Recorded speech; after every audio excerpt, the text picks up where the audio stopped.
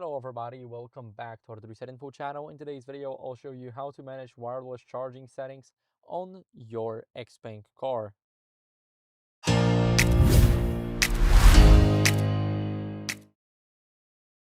So I am on the XPeng P7 Plus Performance. Now, if you guys want to change something, you need to go over into the car. Now here you want to swipe down until you see charging and discharging. And here we want to go to power supply.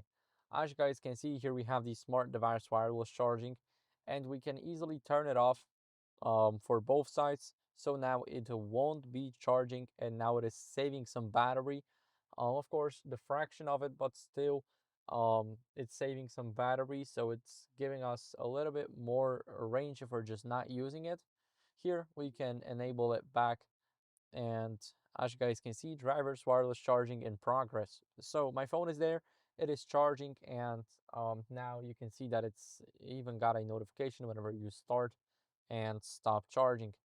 So that's it. Thank you for watching. If you enjoyed this video, then leave a like, subscription, and a comment, and I'll see you in the next one.